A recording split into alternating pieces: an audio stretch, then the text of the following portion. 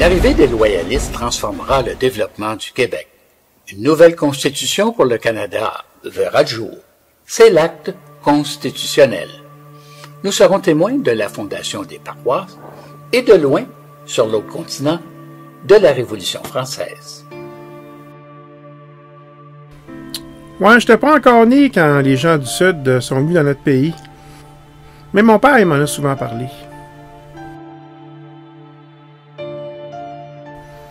Eux autres, ils se disaient de bons et fidèles sujets de la couronne britannique.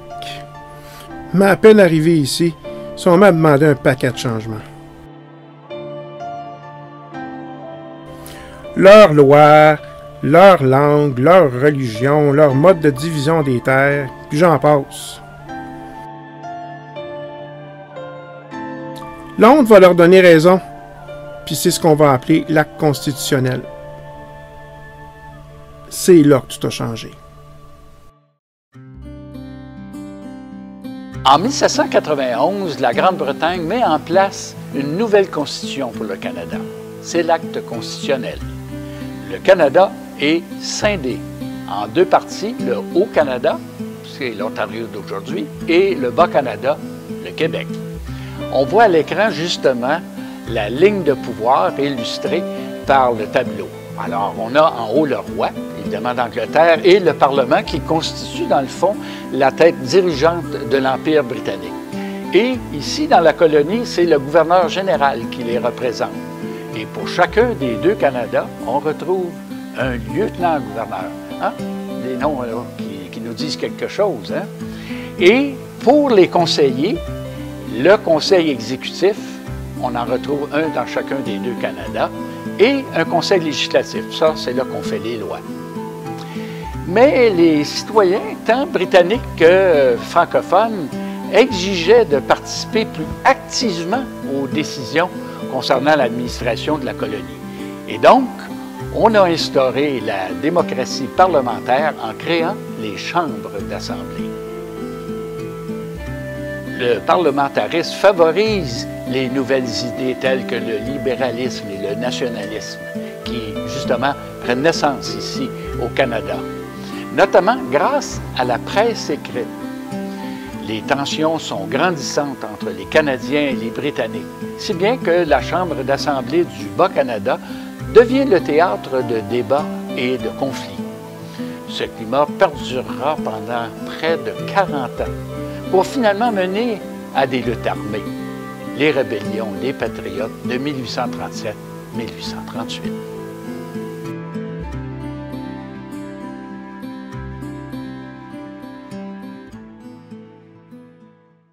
Lors des premières élections de 1792, seules les paroisses de Terrebonne, Saint-Eustache, Sainte-Anne-des-Plaines et de Sainte-Thérèse ont eu droit de voter. L'acte constitutionnel permettait à tout sujet britannique bien nanti, de 21 ans et plus, de voter, y compris les femmes célibataires et les veuves qui possédaient un bien foncier, soit une maison ou une terre. Chaque vote était fait publiquement et oralement, et souvent en présence des candidats ou de leurs partisans. Pour sa part, la région des Basses-Laurentides hérita de deux circonscriptions électorales, York et Effingham, déléguant chacune 2 députés à l'Assemblée législative de Québec. York comprenait les seigneuries du lac des Deux-Montagnes, de Rivière-du-Chêne et d'Argenteuil, les îles Perrot et Bizarre, tandis qu'Effingham réunissait les seigneuries de Terrebonne et de Blainville à l'île Jésus et à certaines autres petites îles. Quant à la paroisse de Sainte-Anne-des-Plaines, elle fera pour un temps partie du comté de Leinster.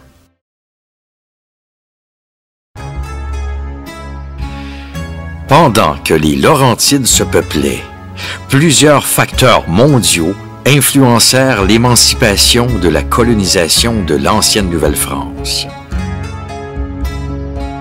L'éruption des volcans Laki en Islande et de l'Assama au Japon ont provoqué un bouleversement climatique sur tout l'hémisphère nord pendant des années. Les années qui ont suivi les éruptions engendrèrent des phénomènes météorologiques extrêmes, réduisant à néant presque toutes les récoltes des pays européens. La situation des Français était désespérée lorsque la Révolution éclata en 1789. Les historiens considèrent que ces modifications climatiques influencèrent considérablement les événements politiques de l'époque. Cette situation lança certes les prémices de la révolte du peuple français. Zachary, je suis certain que tu connais la Révolution française. Ah ben oui, la Révolution française, en fait, ça découle de la Révolution américaine.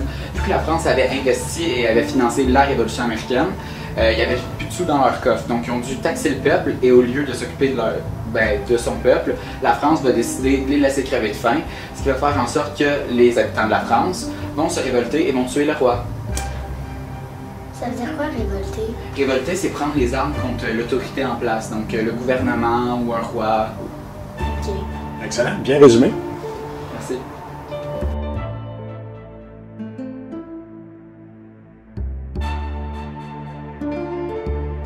En effet, mais la Révolution française a véritablement été terrible. Il y a eu des milliers de morts, il y a eu des guerres internes, et puis l'incertitude est demeurée jusqu'à la fin du 18e siècle.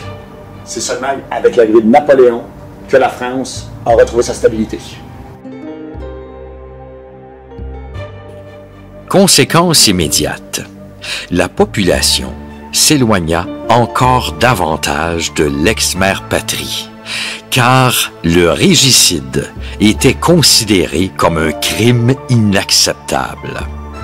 De plus, l'anticatholicisme de la Révolution française suscita une vive réaction du clergé, rompant ainsi les derniers liens avec la France subsistant depuis la conquête. La France était devenue une ennemie de la religion. Ce n'est pas un hasard si la nouvelle Constitution divisant le Haut et le Bas-Canada a été adoptée en 1791, soit 2 ans après la Révolution française. Car Londres, en accordant une assemblée législative réclamée depuis longtemps par les Canadiens français, tentait ainsi de les amadouer, relatent certains historiens.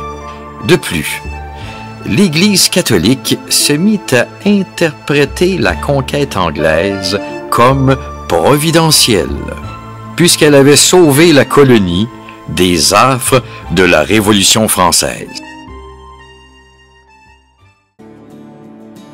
J'avais 7 ans quand l'acte constitutionnel va diviser la province de Québec en 2. Les loyalistes, une minorité qui n'a jamais voulu se soumettre aux lois françaises.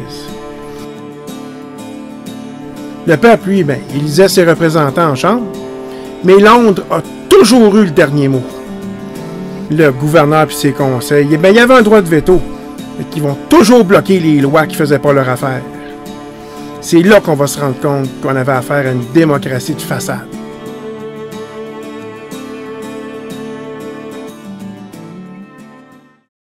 La Chambre d'Assemblée du Bas-Canada, malgré le fait que la population soit française à 95%, est formée de 35 Canadiens et de 15 Anglais. Le gouverneur, à la demande des députés anglais, déclare que les textes de loi soient rédigés en anglais.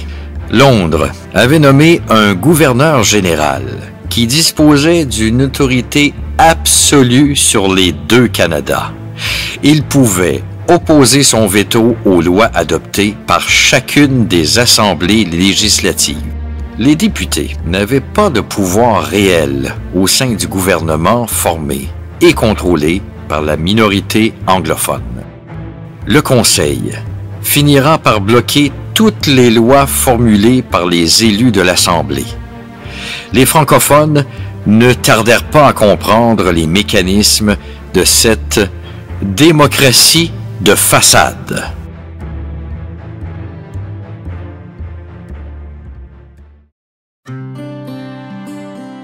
En 1790, on ne comptait qu'une quarantaine d'agglomérations de plus de 1000 habitants au Bas-Canada. 7 villes avaient plus de 2000 habitants. Québec, Montréal, Trois-Rivières, l'Assomption, Berthier-en-Haut, Saint-Eustache et Varennes.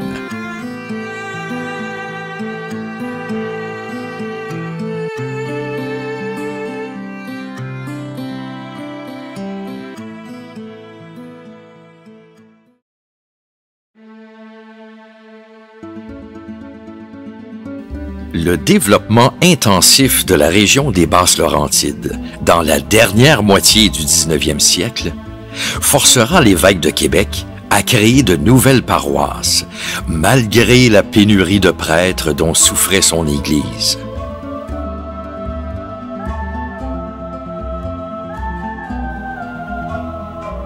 Le curé Louis Lepage, alors seigneur de la seigneurie de Terrebonne, avait fondé dès 1723 une mission à Terrebonne. Cette mission se transforma rapidement en village malgré l'interdit. C'est ainsi qu'en 1723, Terrebonne fut désignée paroisse sous le régime de la Nouvelle-France. Le curé Lepage, dans son entêtement, fit en sorte que Terrebonne devint, dès 1760, le plus gros village au Québec, à part évidemment les villes déjà bien établies telles que Montréal, Québec et Trois-Rivières.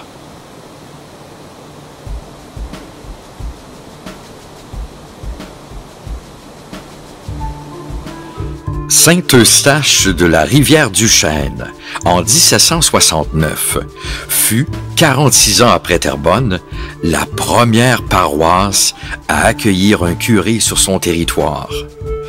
Le choix de l'emplacement du lieu de culte attisera des mécontentements auprès des paroissiens de la seigneurie de Blainville. Ben, l'évêque, il va décider de l'emplacement de la nouvelle église. Puis comme il veut faire plaisir aux deux seigneuries, la seigneurie de Blainville puis la seigneurie de la Rivière-du-Chêne, il va implanter l'église juste entre les deux, mais du côté de la Rivière-du-Chêne. Ça va déplaire grandement aux gens de la seigneurie de Blainville, parce que eux, ils savent très bien que quand on installe une église, bien, il y a comme un village qui se greffe autour. Ce qui fait que les gens de la seigneurie de Blainville ne voulaient pas payer et participer à l'implantation de la nouvelle église. C'est même le curé de Sainte-Rose qui va l'inaugurer. Puis les gens de la seigneurie de Blainville vont devoir attendre encore un bon bout de temps avant d'avoir leur propre église.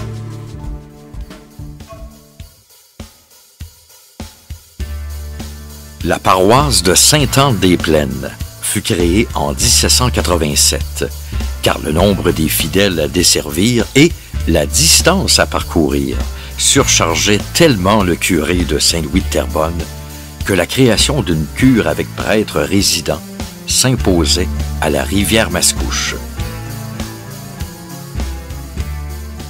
En 1731, on ouvre une augmentation. C'est le terme qu'on donnait aux seigneuries. On les agrandissait vers l'arrière. Et cette partie-là, on va l'appeler la seigneurie des Plaines. D'où le nom de Sainte-Anne-des-Plaines. Alors, dès les années 1731, la Rivière-Mascouche offre un potentiel agricole cette fois-là. Même si une partie touche Terrebonne, on va davantage développer en 1731 le long de la Rivière-Mascouche plutôt que vers la rivière des Mélides. Si bien que les affluents et les ruisseaux connexes, comme ce qu'on appelle le Bras ou le ruisseau Lacombe dans Sainte-Anne-des-Plaines, vont rapidement connaître de la colonisation, si bien qu'en 1750, on est rendu du côté de la Plaine.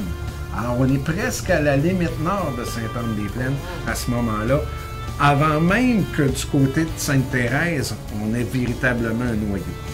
Alors, Sainte-Anne-des-Plaines va devenir une paroisse officiellement en 1787, mais déjà, depuis, quand on regarde au recensement de 1765, il y a déjà pratiquement 500 personnes qui sont établies dans ce coin-là.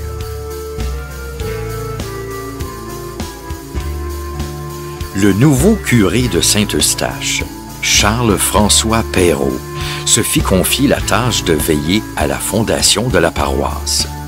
Choses traînèrent en longueur. En 1785, les co-seigneurs Hertel et Lamarque reviennent encore à la charge en exigeant la construction d'une église sur la devanture de Blainville. L'évêque de Québec refuse et ordonne au contraire la construction d'un presbytère-chapelle sur la rivière aux Chiens. Une fois de plus, les gens de la Grande-Côte refusent de participer à cette construction.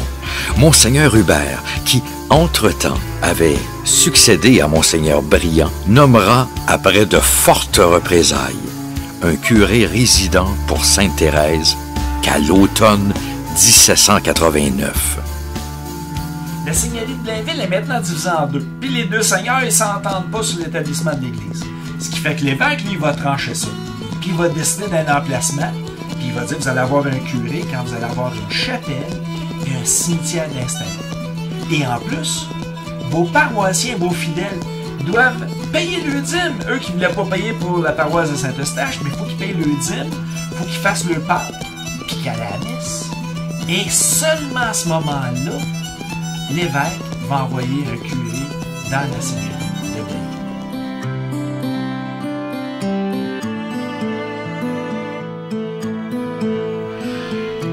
1832. L'essor du village Sainte-Thérèse ira de l'avant. C'est ainsi qu'en 1832, l'on dénombrait 90 maisons, une distillerie et une brasserie appartenant à James Porteous, 4 magasins, 3 usines de potasse et de perlasse, des tanneries, ainsi qu'une église, une grande école et un presbytère construit en pierre.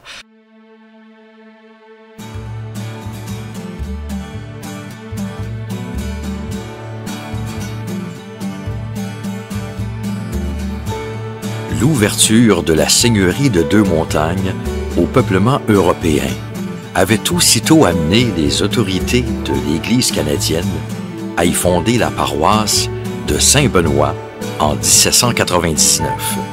Taillée à même cette partie de la seigneurie de Deux-Montagnes, sise en dehors des limites de la mission d'Oka, Saint-Benoît allait être confié pour quelques années au ministère des Sulpiciens avant d'être finalement cédé aux soins de prêtres séculiers.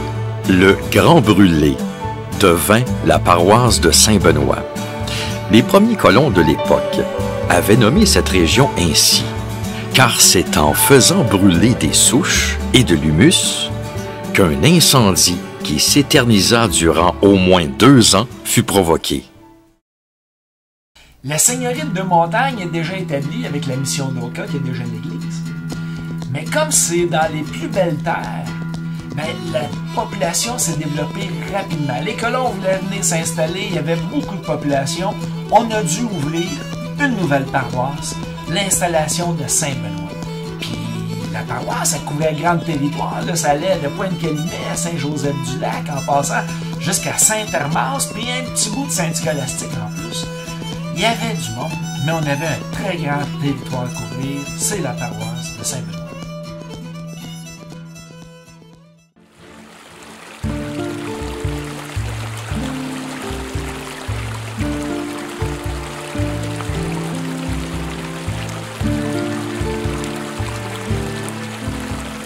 Une autre augmentation qui va être concédée en 1753, et celle-ci va prendre le nom de Lacorde. La seigneurie de Lacorde, c'est essentiellement le territoire de Sainte-Sophie aujourd'hui. Là, c'est différent. Pourquoi c'est différent? Parce que le sol au sud de Sainte-Sophie n'est pas très intéressant par rapport à ce que offrent les autres terres dans les alentours. Mais aussi parce que tout le nord de Sainte-Sophie, c'est le bouclier canadien, donc les terres de roche. Alors, peu d'intérêt, et il y a la vallée de la rivière Lachigan, qui offre moyennement d'intérêt parce que c'est des terres de sable. Qui est intéressé par les terres de sable? Les mangeux de patates. Qui sont les mangeux de patates?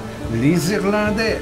Alors, c'est pourquoi que la partie au nord-est, qu'on appelle aujourd'hui New Glasgow, qu'on appelait à l'époque New Glasgow aussi, mais qui était vraiment une communauté distincte.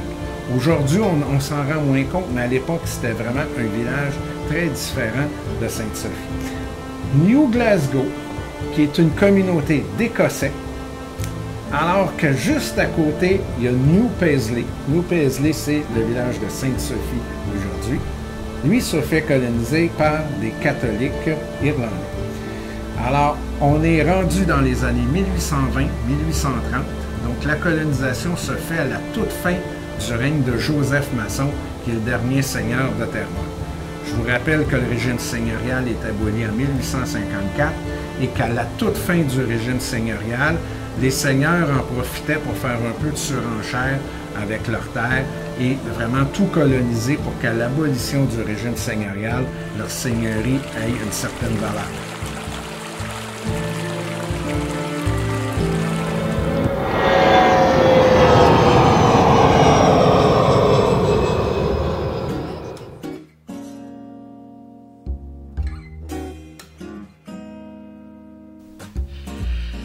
Mirabelle, ce fut d'abord Sainte Scolastique. Ce vocable fait référence à la sœur de Saint Benoît. La fondation de Sainte Scolastique a été rendue nécessaire par le trop-plein de Saint Benoît, qui était la première et la seule paroisse de la seigneurie du lac des Deux-Montagnes, exception faite de la mission d'Oka. Notez que les Sulpiciens avaient déjà installé en 1804, à faible distance de l'actuelle paroisse, leur manoir dans le hameau de Belle-Rivière, où les censitaires s'acquittaient de leurs obligations. Constitué en paroisse en 1834, le village de Sainte-Scolastique cessa d'exister lorsque ces terres furent expropriées en 1969.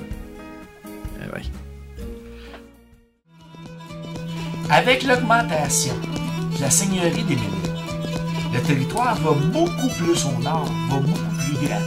Et le territoire est desservi par le curé de Sainte-Anne-des-Plaines. Mais les gens de la région, eux, voulaient avoir une paroisse à eux. Puis ils ne voulaient pas nécessairement payer et s'installer avec la paroisse de Saint-Benoît. Ce qui fait que l'évêque a décidé d'implanter une nouvelle paroisse dans le secteur de Sainte-Scolastique.